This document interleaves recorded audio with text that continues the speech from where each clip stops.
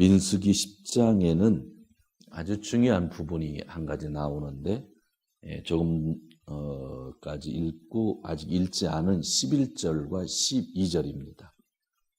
제2년 둘째 날 그달 20일에 증거궤가 보관된 그 성막에서 비로소 구름이 거쳤고 이스라엘 자손은 시내 광야를 떠나서 구름이 바람 광야에 머물 때까지 여러 곳을 거쳐 행군을 계속하였다. 이 부분입니다. 그러니까 시내 광야에서 한 1년 동안 머물고 있다가 움직이기 시작한 거죠. 그래서 이 움직이기 시작하고 이제 광야에서 거의 40년을 생활하게 된다고 하는 그런 부분들이거든요. 오늘 말씀은 우리 몇 가지 나누어서 이렇게 생각을 해 보려고 합니다. 먼저 1절에서 10절까지는 나팔 신호에 대한 이야기입니다. 여기서 여러분들 이런 말씀을 읽어도 머리에 잘 정리가 되지 않는데 아주 주목하며 읽어야 돼요. 그러니까 나팔이 있는데 나팔을 몇 개 만들으라고 그랬죠? 2개. 은나팔을 2개를 만들어요. 근데 2개를 만들면 하나를 불 때가 있고 2개를 불 때가 있죠. 그걸 여러분들이 꼭 기억하고, 자, 나팔을 2개 만들면 하나를 불 때가 있고 2개를 불 때가 있고, 또 한 가지 오늘은 또 무슨 일이 있냐면 그 나팔을 길게 불 때가 있고 짧게 불 때가 있다. 이것만 기억하고 말씀을 읽어야 돼요. 이게 되게 중요한 거예요. 나팔은 2개 만드는데 하나가 불 때 있고 2개가 불 때 있고 또 짧게 불 때 있고 길게 불 때 있고. 수학자라시는 분은 몇 가지 방법이 나오는지 대충 알겠지만 저희들처럼 이제 수학이 어려운 분들은 그냥 그렇게만 외우면 됩니다. 그런데 이 나팔을 2개 만드는 이유가 있어요. 이유가 있는데 그것이 2절에 나와요. 너는 은나팔을 만들되 은을 두드려서 만드는데 2개를 만드는데 그것들은, 이 나팔들은 쓰임새는 네가 회중을 불러 모을 때와 진을 출발시킬 때 필요한 것이다. 그러니까 나팔의 역할은 뭐라고 그랬어요? 성막이 있는데 성막에 사람들이 모여라 할 때 나팔을 불어야 되는 거고, 또 나팔의 뜻 하나는 이제 지금부터 출발한다, 성막을 걷어서 출발한다 할 때 나팔을 부는 거예요. 근데 이제 그 나팔은 2개로 부느냐 하나로 부느냐에 따라 틀리죠. 먼저 회중을 모을 때예요. 성막에서 이제 모세가 하나님의 음성을 듣고 말씀을 전할 일이 있어요. 그럴 때 나팔을 하나를 부는 건데 길게 불어요. 하고 부르면, 하나가 길게 부르면 이스라엘 지도자들만 성막에 모이는 거예요. 그런데 나팔을 2개를 가지고 길게 부르면 그냥 전부 모여야 돼요. 200만 명이. 아셨죠? 전부 모이는 거. 그걸 얘기하는 거예요. 그 다음에 이제 진을 출발할 때에 대한 이야기가 나와요. 진을 출발할 때가 이제 5절, 6절, 7절에 나오잖아요. 나팔을 짧게 깊이 불면 동쪽에 친 부대들이 진을 쳐요. 동쪽에 진을 친 게 유다 족속이죠. 유다와 세 족속이 그냥 급히 이제 진을 띄어야 되는 거예요. 2번째로 불면 남쪽 진에 있는 사람들이 진을 뜨는 거죠. 그러면서 7절 주의 깊게 얘기 드려야 되는 게, 총회를 소집할 때는 나팔을 길게 불고 짧게 불어서는 안 된다. 큰일 난 거예요. 총회를 소집할 때는 나팔을 2개를 불어야 되는데 길게 부르라는 거죠. 그러면 다 모이는데 짧게 부르면 큰일 나요. 사람들이 짐 싸가지고 출발하려고 하는 거란 말이죠. 이제 무슨 뜻인지 알겠죠? 나팔은 2개다. 2개인데 하나 불 때 있고 2개 불 때가 있다. 그리고 또 중요한 것은 길게 불 때가 있고 짧게 불 때가 있다. 이게 짧게 불 때가 좀 급한 거잖아. 그죠? 짧게 불 때는 떠나야 될 때가 많고 또 적이 올 때 짧게 부는 거예요. 싸울 때. 그러나 길게 부르면 어떻게 되는 거예요? 그것이 회중이 모이는 것인지 지도자가 모이는 것이다 라고 하는 거예요. 자, 여기 7절까지 말씀을 통해서 우리가 무엇을 느낄 수 있는가라고 하는 거예요. 그냥 나팔만 생각나면 안 되고요. 그런 생각 여러분들 안 하셔요? 중요한 것은 뭐 해야 된다는 뜻이에요? 알려야 한다라는 뜻이 나팔이죠. 중요한 것은 알려야 한다. 그리고 또 한 가지, 진짜 중요한 게 있어요. 나팔이 두 기능이라 했어요. 모이는 기능과 출발하는 기능이라고 그랬어요. 그럼 출발할 때의 나팔은 되게 중요해요. 짧게 보는데. 자, 여러분 여기가 이제 성막이에요. 지난주 말씀은 구름이 어느 지역에 가서는 저녁에 도착해가지고 아침에 떠나는 구름도 있고 한 달 동안 있는 구름도 있다고 그랬죠. 지난주 말씀은 40년을 요약한 거라고 그랬죠. 구름에 관한 사건만. 자, 여기서 여러분 구름이 떠올라요. 떠오르는데 우리 이주연 집사님이 아침에 일어나서 구름이 움직이는 걸 봤어. 근데 추혜숙 집사님이 그날 좀 몸이 피곤하고 밤에 늦게까지 일해가지고 밖을 안 나왔어. 그럼 구름 봤어요, 못 봤어요? 못 봤다고. 그런 일이 있겠어요, 없겠어요? 분명히 있다고. 그러면 이주연 집사님은 집사님 집에 있는 사람에게 혼자만 봤어도 야, 짐 싸라 하는 말을 할 수가 있지만 만약 추혜숙 집사님이 집에서 남편이랑 둘이 늦게 일어났다고 한다면 둘 다 못 볼 가능성이 있으면 집에서 누가 짐 싸라는 얘기를 못 하겠지. 그죠? 우리 박장숙 자매님 아침이 일어나기 참 힘들죠? 그죠? 아침 일어나기 힘들어요. 그랬는데 아침에 일찍 일어나는 우리 김하영 집사님이 구름을 보고 야, 구름이 움직인다, 떠날 준비하자 하는데 아침에 늦게 일어났으니 모르는 거야. 요즘엔 전화라도 있지. 텔레비전이도 있고 인터넷이라도 있지만 옛날에 그런 거 없잖아. 웅성웅성하지만 몸이 피곤하면 에이 귀찮다고 잘 수도 있잖아. 그러니까 하나님의 말씀이, 하나님의 임재가 지금 우리에게 증거하고 있는 것이 있는데 그게 제일 중요한 거예요. 구름이 제일 중요하지만 하나님의 말씀이 중요하고 하나님의 임재가 중요하지만 그것이 임재가 되게 하고 말씀이 되게 하기 위해서는 뭔가 신호가 필요하죠. 그게 뭐예요? 나팔. 제사장들은 늘 성막에서 있잖아요. 여러분 생각해 보세요. 구름이 한 밤 3시경, 4시경에 움직일 가능성이 있을까요? 없을까요? 완전 사람들 일어나기 전에 5시에 움직일 가능성도 있겠죠?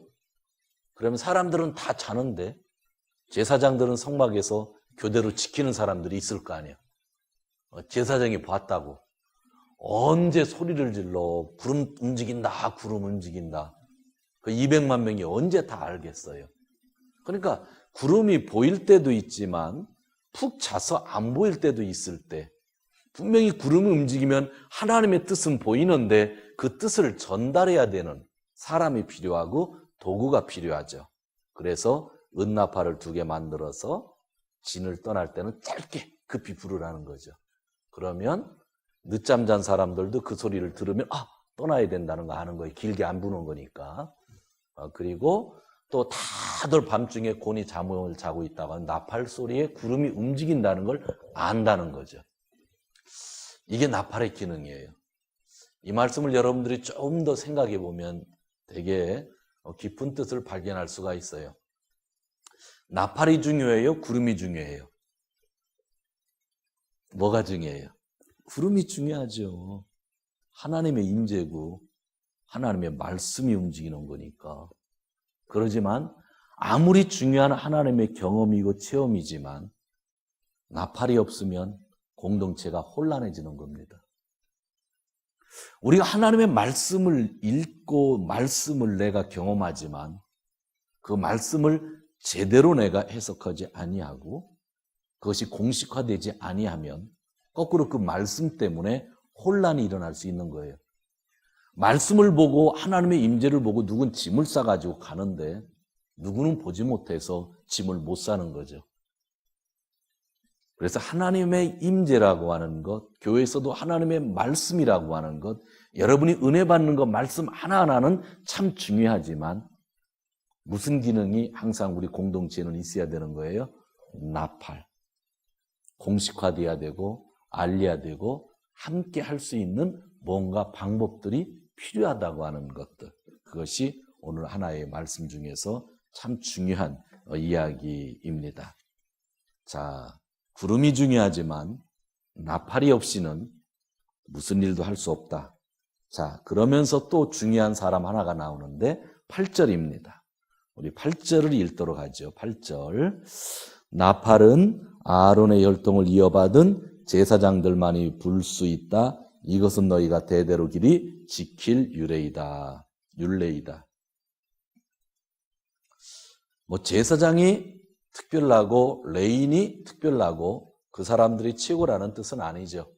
유다 지파도 중요하고 레위 르우벤 지파도 참 중요하죠. 그러지만 조금 전에 얘기했지만 새벽에 구름이 움직이는 경우가 있을 때 그 구름을 누구만이 볼 수 있겠어요?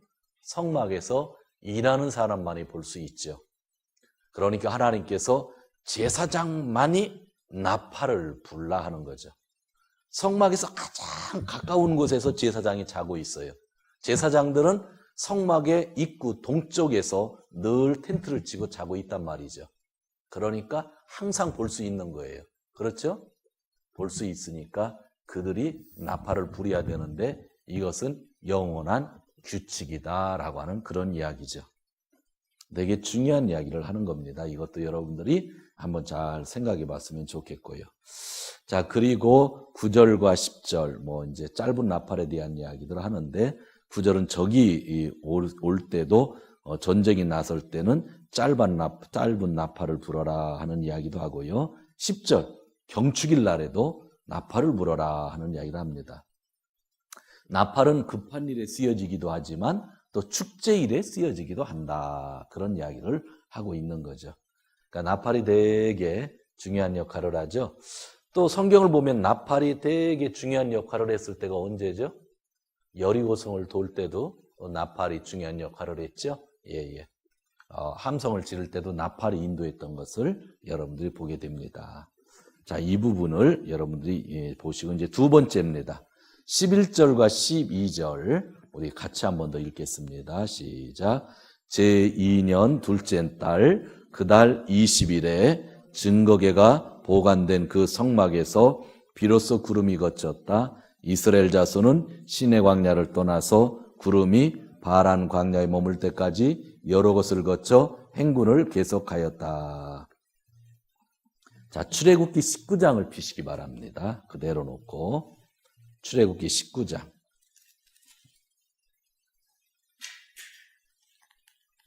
출애굽기 19장 1절. 제가 읽을게요. 이스라엘 자손이 이집트 땅에서 나온 뒤 셋째 달 초 하룻날 바로 그날에 그들은 시내 광야에 이르렀다. 시내산이 있는데 이르렀어요. 셋째 달 초하루. 초하루가 하루죠? 1일이죠? 셋째 달이니까 3달이 걸렸다는 게 아니라 2달이 걸렸다는 거예요. 아셨죠? 2달, 셋째 달 되는 날이니까 2달, 즉 60일 만에 어디로 왔다? 시내산이 있는 데로 왔다. 자, 이제 아시겠죠? 그들이 홍해바다를 이집트에서 나오면서 홍해바다를 건너면서 2달 만에 시내산이 있는 시내 광야로 왔다. 그랬어요. 2달 걸렸어요. 시내 광야. 자, 오늘 말씀으로 돌아오세요. 오늘 말씀 10장 11절 제2년 둘째 달. 여기서 제2년이라는 건 2년 걸렸다는 게 아니라 2년째니까 1년 걸린 거예요. 둘째 달이니까 둘째 달 20일. 그러면 한 달하고 20일 됐다는 거죠. 한 달하고 그러니까 출애굽하고 1년 1개월 20일 되는 해에 그들이 시내 광야에서 떠났다 하니까 앞에 있었던 거 2달을 지워보세요. 2달을 지우면 한 어느 정도 시내산 쪽에 있었던 거예요? 1년. 10일 빠지는 1년. 아셨죠? 이런 거는요, 생각하지 말고 그냥 외워두세요. 그냥, 출애굽하고 시내 광야까지 2달 걸렸다. 그리고, 시내 광야에서, 시내산 밑에서 열흘 빠지는 1년 있고 출발했다. 그렇게 생각하면 돼요. 자, 그러면 이 말씀은 무슨 뜻인가? 거의 1년 동안 어디에 있었다는 거예요? 시내산 그 밑에 시내 광야에 있었다는 것. 그들은 하나님의 명령을 가지고 지금 어디를 들어가야 돼요? 가나안 땅을 들어가야 돼요. 가나안 땅. 그런데 이집트에서 가나안 땅까지는 2주면 들어가요. 좀 빠른 거리면 한 하루, 11일이면 갈 수 있는 거리예요. 그런데 하나님이 2주 동안의 거리를 통하지 않고 위에 있는 거리를 통하지 않고 밑에 있는 거리를 이용했어요. 그런데 사실은 이집트에서 이스라엘에 들어가는 그 거리에는 그 당시가 이스라엘도 이집트의 통치를 받고 있었기 때문에 땅이 보초병들이 많았어요. 그래서 홍해바다를 건넜어도 거기로 가다가는 사실은 다 망해요. 그래서 이집트의 영토가 아닌 그 밑에 땅을 통과해서 하나님이 들어가게 하시는데 직접 들어가게 하지 아니하고 한 1년 동안 시내산에서 머물게 했다는 거예요. 제가 오늘 말씀에서 여러분들에게 강조하는 것은 유대의 이스라엘을 들어가기, 가나안 땅에 들어가기 전에 하나님이 준비 기간을 이스라엘 백성들에게 주셨다는 것. 근데 1년의 준비 기간이었지만 사실은 40년이 된 거는 그들이 하나님 앞에 믿음이 없었던 거지만 일단은 믿음이 없었던 것은 다음에 나오는 거고 오늘 말씀은 1년의 준비 기간이 있었다. 자, 1년 동안 무슨 일이 있었는가? 여러분 생각나는 대로 한번 생각해 보세요. 그러니까 출애굽기 19장에서 오늘 민수기 10장까지는 1년 동안의 기록입니다. 그럼 출애굽기 19장에서 출애굽기 40장으로 끝나고 레위기가 있고 민수기 10장까지 오는 이 거리가 몇 년의 거리라고요? 1년간의 거리다. 그럼 이 기간 동안에 무슨 일이 있었을까? 제일 먼저 모세가 시내산에 올라가서 하나님의 말씀을 받았죠. 율법을 받았는데 제일 중요한 것 10개가 포함되어 있었죠. 그것이 십계명. 그리고 십계명과 율법을 받은 다음에 이스라엘 백성과 하나님 사이에 무슨 일이 있었냐면 계약이 맺어졌죠. 이스라엘은 하나님만이 여호와만이 나의 하나님입니다 했고 하나님은 이스라엘 백성을 내 백성으로 삼고 이 계약을 맺으셨죠. 자, 그런데 큰 일이 하나 생겼죠. 무슨 일이 생겼어요? 그렇죠. 금송아지 일이 생겼어요. 금송아지 일이 생겨서 하나님이 너무나 화가 나가지고 다 죽이려고 했어요. 그랬는데 모세가 중보기도를 함으로 인하여 그 백성이 살 수 있었죠. 그 다음에 중요한 일이 또 하나 있었어요. 무슨 일이 있었냐면 성막이 완성돼요. 모세가 다시 40일 동안 올라가니까 하나님이 성막 지을 말씀을 주셨고 그걸 가지고 와서 성막이 완성되는데 그것이 출애굽기 40장이죠. 성막이 완성되면 거기서 뭐가 이루어져야 돼요? 제사가 이루어져야 되니까 레위기에서 하나님이 제사하는 방법, 예배드리는 방법을 알려주셨죠. 첫 번째 예배가 뭐예요? 번제. 두 번째 예배가 소제. 소제를 곡물제사라고 하죠. 세 번째 예배가 화목제. 네 번째 예배가 속제제. 다섯 번째 예배가 속건제인데 번역을 배상제라고 합니다. 배상제물이죠. 속건이 무슨 뜻이냐면 배상하는 뜻이에요. 자, 이 5가지 제사를 알려주고 내가 거룩하니 너희도 거룩하라 해서 하나님이 이 시내산에서 성막을 만들게 하고 1년 동안 뭐를 훈련시킨 거예요? 예배드리는 것을 훈련시킨 거예요. 너희가 가나안 땅에 들어가면 무슨 일이 있어요? 이방신을 섬기고 있다고요. 가나안 땅에 들어가면 사람들이 하나님을 섬기지 않는다고요. 근데 바로 그런 훈련 없이, 예배 훈련 없이 바로 그 땅을 들어가면 바로 하나님을 버리잖아요. 그러니까 1년 동안 하나님이 무슨 일을 하셨냐면 예배 훈련을 시키신 거예요. 이걸 여러분들 잘 생각해야 돼요.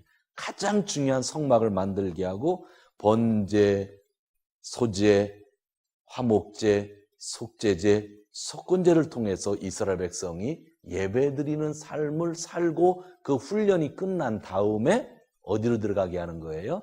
가나안 땅으로 들어가게 한다고 하는 것. 그러니까 우리가 전도해서 오면은요, 제일 중요한 일은 뭐냐면 예배 참석하게 하는 거예요. 주일 예배를 강조해서 처음에는 주일 예배를 계속 드리게 한 다음에 세례를 줘야 돼요. 주일 예배를 드리지 않는 사람에게 세례를 주면은요, 세례 받고 또 주일 예배를 안 드려요. 그래서 가장 중요한 훈련을 전도한 사람에게 무슨 일이든지 예배 참석시키는 게 제일 중요해요. 그러지 않고 신앙을 받아들이면은요, 그가 또 세상에 나가게 되는 거예요. 그래서 구원받은 사람에게 있어서 제일 중요한 훈련은 뭐다? 예배훈련이다라고 하는 거예요. 교회에서도 마찬가지예요. 어느 누구, 목사든 장로든 전도사든 집사든 권사든 예배에 중심을 두고 삶을 살지 않으면 아무런 의미가 없는 거죠. 그런데 또 하나 큰 실수가 하나 있었죠. 그게 뭘까요? 두 번째 1년 동안에 큰 실수가 있는데 예배에 대한 것을 강조하면서 나온 건데 나답과 아비후가 죽어요. 아론의 아들인데 나답과 아비후, 모세에게는 조카예요. 죽었어요. 이게 두 번째 슬픈 일. 그러니까 1년 동안 가장 슬펐던 일은 금송아지 사건. 그리고 두 번째 가장 슬펐던 일은 나답과 아비후가 죽은 것. 나답과 아비후는 제사장이었는데 이 성막에 들어와서 이 성소에 들어와서 분향단에 향을 지피다가 그냥 죽어버렸어. 바로 죽어버렸어. 왜냐하면 제단물을 이용하지 않았다고 하는 것. 또 성경을 보면 또 술 먹은 것 같다고 하는 것. 뭐 하여튼 여러 가지 이유들이 있는데 바로 죽게 되죠. 그 뭐예요? 예배가 얼마나 중요한지를 얘기하는 거고 예배를 인도하는 제사장들의 역할이 얼마나 중요한지를 얘기해 주면서 너희가 이 광야에 있어서 예배 생활을 잘못하면 너희는 죽는다고 하는 것. 특히 제사장들에게 경고를 내렸죠. 금송아지 사건을 통해서 하나님만 믿어야 된다고 하는 것. 그리고 이 나답과 아비후의 사건을 통하여 예배는 진짜 거룩하게 드려야 된다고 하는 것을 알려주셨죠. 이 훈련이 다 끝난 다음에 하나님이 1년이 지나서 10일 빠지는 1년이 지나서 구름을 움직이셨죠. 구름을 움직이실 때에 제사장이 뭐를 불었겠어요? 나팔을 부른 거죠. 짧게 불었어요? 길게 불었어요? 짧게 불었죠. 길게 부르면 출발 안 하니까. 짧게 불었더니 누가 먼저 출발해요? 동쪽에 있었던 유다가 먼저 출발하고 두 번째 부르면 남쪽에 있었던 르벤을 포함한 세 지파가 또 그렇게 출발하게 되었다고 하는 이야기입니다. 자, 오늘 이 부분 11절, 12절 짤막한 거지만 1년 동안 머물렀다고 하는 것은 1년 동안에 준비하는 기간이었다. 하나님 말씀을 받는 기간, 계약을 받는 기간, 그리고 하나님을 떠나면 어떤 삶이 주어진다고 하는 것, 예배를 떠나면 어떤 삶이 주어진다는 걸 알려주셨고, 그리고 예배가 얼마나 중요한지를 알려주는 준비의 기간이 이 시내산 밑에서 1년의 기간이었다라고 하는 것. 여러분 이렇게 짧게 보지만 저는 지금 어디서부터 얘기했어요? 출애굽기 19장에서 민수기 10장까지를 얘기한 거예요. 그게 1년의 기간이라는 거예요. 이 전체적으로 여러분들이 좀 보시면 좋겠다. 그 다음에 이제 29절, 30절, 31절, 32절 말씀인데 29절을 한번 보세요. 29절을 보면 이런 말이 나와요. 모세가 미디안 사람 루엘의 아들 호바에게 청하였다. 그는 모세의 장인이었다. 여러분 모세의 장인의 이름 아세요? 제일 많이 아는 이름이 뭐예요? 이드로. 들어보셨어요? 이드로. 또 루엘. 근데 여러분이 가지고 있는 성경책 밑에를 한번 보세요. 루엘의 나를 호밥이라고 돼 있죠? 근데 기억했는데 모세의 장인은 민수기 10장, 사사기에서는 호밥이고 출애굽기 2장에서는 루엘이고 출애굽기 18장에서는 뭐예요? 이드로다 그랬죠. 뭐 이렇게 장인은 하나인데 이름이 많어. 여러분 어떻게 생각하세요? 장인은 하나인데 이름이 너무 많아. 뭐 신학자들이 어떤 답을 가지고 있는지 저는 알고 신학자들의 답은 제가 하기 싫고요. 모세가 부인이 많아서 장인이 많았나 그런 생각 안 해보셔요? 그런데 재미난 것은 루엘이라고 출애굽기 2장에서 나오죠. 그런데 여기 29절에서 루엘의 아들 호밥이라고 나오죠. 근데 일본말 성경에는 뭐라고 되어 있냐면 기리노 아니라고 되어 있어요. 기리노 아니. 장인이라고 하지 않고 자기 형이라고 쓰여져 있어요. 자기 와이프의 형이라고 쓰여져 있어요. 일본말 성경에는. 재밌죠? 한국말에는 장인이라고 쓰여져 있는데 그 근거로서 출애굽기 2장에 보면 장인을 르우엘이라고 불렀는데 여기는 르우엘의 아들 호밥이라고 했으니까 자기 와이프의 형이라 그렇게 일본말 성경에 기록되어 있는데 제가 일본말 성경 2군데를 봤는데 전부 다 형이라고 쓰여져 있더라고요. 하여튼 중요한 건 아니에요. 뭐 장인이든지 뭐 자기 형이든지 그게 중요한 건 아닌데 여기서 중요한 내용은 뭐냐면 모세가 한 말이에요. 장인에게 그 형에게 우리와 좀 같이 가달라. 그런데 우리가 가는 길을 우리는 모른다. 우린 노예 생활을 해서 이집트에서 400년을 살았기 때문에 길을 모르는데 당신 장인과 장인의 가족은 미디안에서 살았기 때문에 광야길을 잘 아니까 우리랑 같이 가면서 길 좀 알려해달라는 거예요. 되게 중요한 말이죠. 그런데 이런 부탁을 해요. 29절에 우리는 이제 주님께서 우리에게 주시겠다고 약속하신 곳으로 떠납니다. 장인께서도 우리와 같이 길을 떠나주시는데 주님께서 이스라엘에게 잘해주시겠다고 약속하셨으니 우리가 장인 어른을 잘 대접하겠습니다. 그러니까 30절 장인이나 형이 나는 가지 못하네. 난 내 고향 미디안으로 가겠네. 미디안이 오늘날의 사우디아라비아입니다. 미디안으로 가겠네 그랬죠. 그랬더니 31절 모세가 다시 간청하여 제발 우리만 버려두지 마십시오. 우리가 강야 어디에 진을 쳐야 할지 장인어른만큼 아는 사람이 없으니 장인어른이 꼭 같이 가십시오. 그랬더니 32절에 우리와 함께 가기만 하면 주님께서 우리에게 주시는 좋은 것은 무엇이든지 장인에게 나누어 드리겠습니다. 그렇게 했어요. 근데 일본말 성경에 이렇게 나옵니다. 29절에 슈가 이스라엘의 시아와세오 야쿠소쿠 시테 오라레마스. 그리고 32절에 소시테 슈가 와다시다치니 시아와세오 구다사루 나라. 그렇게 하고 있어요. 이 말을 좀 더 쉽게 설명하면 모세가 이렇게 지금 부탁을 하는 거예요. 하나님이 우리를 행복하게 해 주시기로 축복해 주시기로 약속해 주셨기 때문에 우리가 그 축복을 받으면 당신에게 나눠줄 테니까 우리와 함께 가서 우리의 길을 안내해 주세요라고 하는 뜻이에요. 그게 정확한 의미예요. 저는 이것을 읽으면서 아침에 되게 은혜를 받았어요. 왜냐하면 모세는 하나님이 분명 나에게 뭐를 해주신다는 걸 믿었어요. 축복. 나를 행복해 주신다는 걸 믿었어요. 하나님이 반드시 우리를 행복하게 해주시고 축복해 주실 것이다. 그런데 당신이 우리의 길을 안내해 주면 당신이 길을 더 잘 아니까 사막길을. 우리는 이집트에서만 살아가지고 이 길을 전혀 모르니까 당신은 광야에서 살던 사람에게 너무 잘 아니까 안내해 주라. 그러면 내가 축복받을 때에 당신에게 또 살해를 하겠다. 축복받은 것을 살아하겠다는 거죠. 여러분, 남을 축복한다고 하는 것은요, 내가 축복받을 거라고 하는 걸 믿는 사람이 남을 축복할 수 있는 거예요. 나는 잘 안 되는데 너는 잘 됐으면 좋겠다. 그게 아니라고요.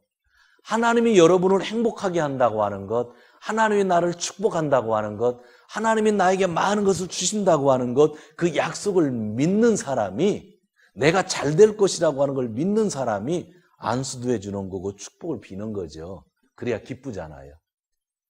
여러분들 남들을 많이 축복해 주고 싶잖아요. 자식들도 많이 축복해 주고 싶잖아요. 그러면 누가 먼저 행복해야 돼요? 내가. 3월 16일 날이 월요일인데 한국에서 오랜만에 기독교 관련 용어가 검색어 1위가 됐어요. 그게 뭐냐면 신천지예요. 신천지. CBS에서 신천지를 지금 8부작으로 해서 방영을 하는데 일주일에 한 번씩 할 건데 16일 날 월요일 날 방영을 했는데 CBS 트랩이죠. 근데 기독교인들이 보는 건데 그게 신천지가 얼마나 잘못된 이단인지를 밝히는 기독교의 방송인데 전 국민의 검색어 1위가 됐어요. 여러분들 집에 가서 오늘 검색해서 그걸 보세요. 영상이 잘된 영상은 아닌데 하여튼 파급 효과는 있을 것 같아요. 앞으로 좀 더 영상 좀 잘 만들어주면 좋겠는데 조금 부족한 점은 있지만 신천지가 얼마나 나쁜 단체인지를 알리는 건데 일반인들 검색어가 1위예요. 참 그런데 거기에 이제 상담사가 나오는데 뭐 상담사도 조금 거칠긴 해요. 그렇지만 신천지가 얼마나 나쁜 건가를 보여주는 거예요. 신천지가 84년에 10명인가 있었는데 30년 만에 지금 15만 명이래요. 신천지가 교회들을 들어와가지고 전부 이렇게 뭐 노또로 그의 장면은 앞으로 나오겠지만 그런 것도 많고요. 신천지에 빠진 한 효은이라고 하는 여자애가 상담사랑 상담하는 내용을 아주 집중적으로 월요일 날 보여주었던 내용인데 뭐 그렇게 매끄럽지는 않았지만 하여튼 신천지가 나쁘다고 하는 것을 보여준 거예요.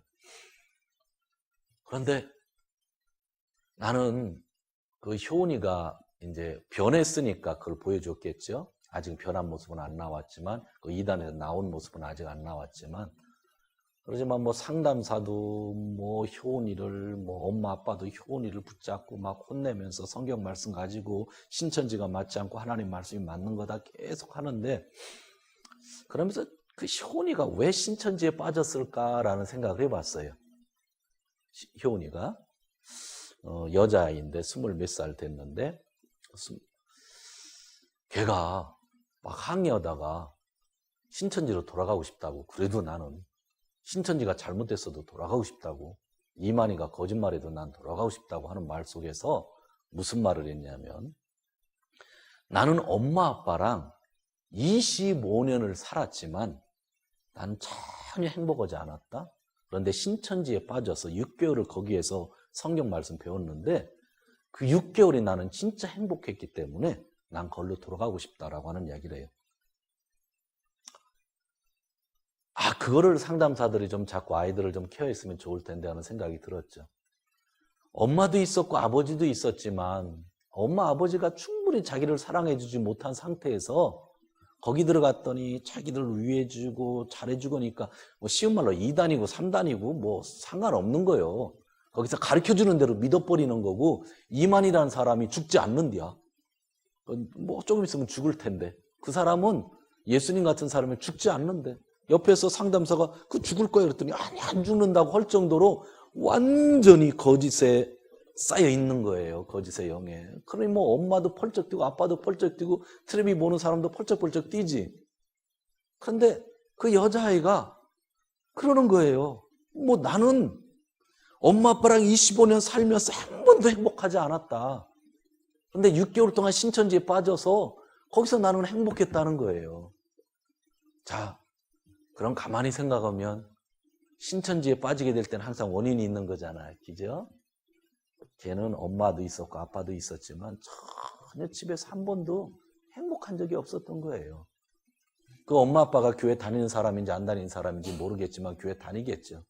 엄마 아빠가 있는 하나님, 엄마 아빠가 소개하는 예수님 자기는 믿지 못하는 거예요. 둘이 맨날 부부싸움하고 자기 못 살게 굴고 공부만 하라고 하니까 행복한 줄 몰랐는데 어느 날 누가 신천지를 소개해서 갔더니 거기 가봤더니 자기들끼리 잘 살고 위해주고 사랑하고 허깅하고 하니 행복한 거란 말이죠. 자기를 알아주니까 이만희만 믿으면 영원히 산다고 하니까 너무 행복한 거예요. 신천지가 있다고 하니까 너무 행복한 거라는 거죠. 저는 그 생각과 오늘 모세의 이 부탁을 보면서 아주 중요한 것을 느꼈어요. 모세는 내가 행복해질 수 있다는 믿음을 가졌던 거죠. 진짜 하나님이 나를 축복한다는 믿음을 가지고 그 장인에게 아니면 그 장인의 아들에게 이야기하는 거죠. 내가 축복받으면, 내가 행복해지면 나만 나누지 않고 당신에게 주겠다고 하는 것. 부모가 자녀에게 내가 고생했으니까 너는 행복하라고 하는 것.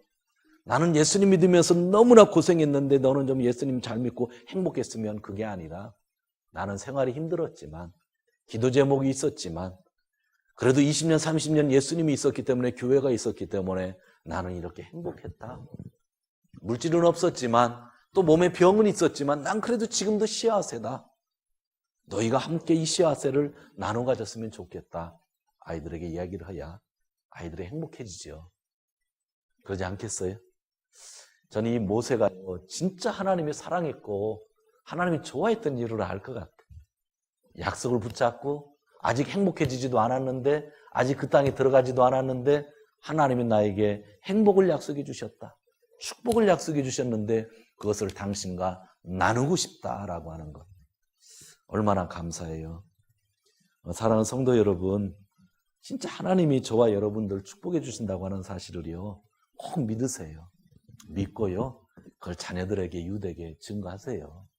그래야 이웃도 예수님 믿으려고 하고 자녀도 예수님 믿으려고 하지 않겠어요? 내가 확신해야 다른 사람에게 나눠줄 수 있는 겁니다. 그리고요, 마지막입니다. 마지막인데 33절과 34절 보면 33절은 뭐가 강조되고 있어요?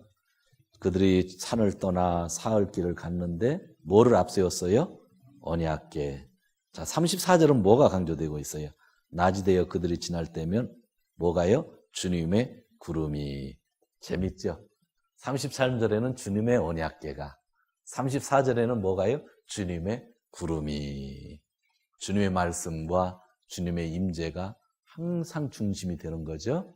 그렇죠? 이것을 성경은 잃어버리지 않는 거죠. 나팔도 중요하고 우리 모두가 다 중요하지만 그러나 핵심은 항상 뭐예요? 주님의 말씀과 주님의 임재하심이었다. 마지막 모세의 기도입니다. 35절, 36절 같이 읽겠습니다. 시작. 괴가 떠날 때에 모세가 외쳤다. 주님 일어나십시오. 주님의 원수들을 드십시오. 주님을 미워하는 자들을 주님 앞에서 쫓으십시오. 괴가 쉴 때에도 모세가 외쳤다. 주님 수천만 이스라엘 사람에게로 돌아오십시오. 아멘. 그러니까 주님의 궤, 그것이 떠나면 기도하고 주님의 궤가 멈추면 또 기도하는 거죠. 그런데 주님의 궤는 언제 떠나는 거예요? 구름이 움직이면. 나팔까지 불면 주님의 궤가 떠나는 거고, 그죠? 주님의 궤가 언제 멈춰요? 주님의 구름이 멈추면 주님의 궤도 멈추죠. 그런데 그때마다 모세는 외쳤다고 하는데 기도했다고 하는 거예요. 그때마다 모세는 기도했죠. 주님 가셔서 승리하여 주십시오. 그리고 궤가 멈추고 주님이 멈추면 주님 우리에게 축복으로 임재해 주세요. 우리를 지켜 주세요. 그렇게 기도했다고 하는 거죠. 주님이 출발하셔도 기도하고 주님이 멈추셔도 기도했던 이 모세. 이게 오늘 마지막 저희들에게 주시는 말씀입니다. 오늘 말씀을 정리합니다. 처음에 나팔을 보셨죠? 알린다고 하는 것, 참 중요하다고 하는 것. 나팔을 부는 사람은 제사장이니까 임명받은 담당자가 불어야 된다고 하는 것. 그리고 1년 동안 시내산에 있었던 것은 준비하는 과정이 필요한데 어떤 준비가 핵심이었다고요? 예배자, 그죠? 예배 드리는 게 핵심이었다고 하는 것. 그 다음에 조금 전에 말씀드린 것, 내가 축복을 믿어야 남에게 축복을 빌 수 있다. 아셨죠? 내가 행복해야 돼요. 내가 행복해야 돼요. 그래서 부부싸움 할 때 숨어서라고 하는 거예요. 부부가 행복해야 된다라고 하는 그런 이야기고요. 그 다음에 모세의 기도의 근거는 어디에 있었냐면 주의 말씀에 있었죠. 주의 말씀이 떠나도 주의 말씀이 멈춰도 기도하고 있었다는 것. 그것이 오늘 말씀입니다. 좀 내용이 되게 많죠. 많은데 한 번 더 집에 가서 읽어보시고 오늘 설교 또 들은 것 가지고 또 정리하시고 한 말씀이라도 좀 오래 잡고 있으면 참 좋겠다라고 하는 생각을 해봅니다.